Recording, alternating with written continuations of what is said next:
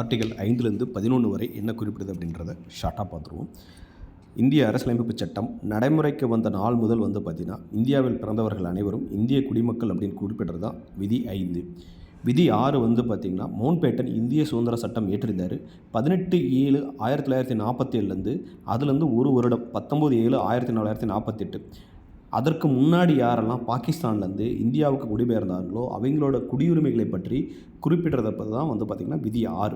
So 18/7/1947 Mountbatten இந்திய சுதந்திர சட்டம் ஒரு வருட ஏற்றுலேருந்து பார்த்திங்கன்னா ஈட்டுறதுலேருந்து ஒரு வருடத்துக்குள்ளே பார்த்திங்கன்னா இந்தியாவுக்குள்ளே யார் யார் வந்தாங்களோ அவங்களோட குடியுரிமை பற்றி குறிப்பிட்றது தான் விதி 6. விதி 7 1/3/1947 அந்த டேட்டுக்கு பின்னாடி இந்தியாவிலேருந்து யாரெல்லாம் பாகிஸ்தானுக்கு குடிபெயர்ந்தாங்களோ அவங்களோட குடியுரிமையை பற்றி குறிப்பிட்றது தான் விதி 7.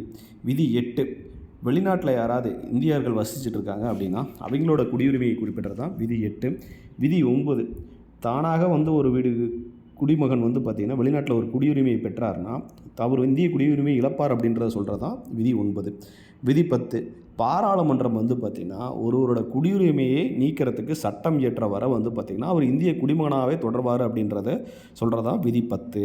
விதி 11 குடியுரிமையை ஒழுங்குபடுத்துறதுக்கோ அல்லது கட்டுப்படுத்துறதுக்கோ அதிகாரம் பெற்ற அமைப்பு எது அப்படின்றத பார்த்திங்கன்னா பாராளுமன்றம் தான்.